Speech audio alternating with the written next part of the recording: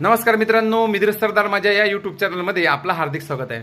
मित्रांनो, टीईटीची last date, टीईटीची form भरण्याची last date ही 3 तारीख आली आहे. तरी पण पुष्कळसे मुलं हे अजूनही कन्फ्यूज आहे की फॉर्म भरताना लँग्वेज कोणत्या निवडायच्या. तर तुम्हाला सांगू इच्छितो मित्रांनो, जर तुम्ही लँग्वेज 1 हिंदी निवडली तर तुम्हाला लँग्वेज 2 ही ऑटोमॅटिक मराठी येईल. आणि जर तुम्ही लँग्वेज 1 मराठी निवडली तर ऑटोमॅटिक लँग्वेज 2 ही इंग्लिश येईल. दोन्ही काही पण निवडा, पण तुमचं मीडियम हे म्हणजे जी लँग्वेज आहे किंवा पेपर सॉल्व करण्याचे जे प्रश्न आहे ते एक तर मराठी नाही तर इंग्लिशमध्येच येईल. पुन्हा लक्षात घ्या, जर तुम्ही हिंदी घेतला तर पहिला पेपर हिंदी घेतला तर सेकंड पेपर हा ऑटोमॅटिक मराठी येईल. आणि प्रश्नाची उत्तरं हे तुम्हाला इंग्लिश किंवा मराठीमध्ये द्यावं लागणार. जर तुम्ही पहिला पेपर मराठी घेतला आणि तर तुम्हाला दुसरा पेपर हा कंपल्सरी इंग्लिश राहील.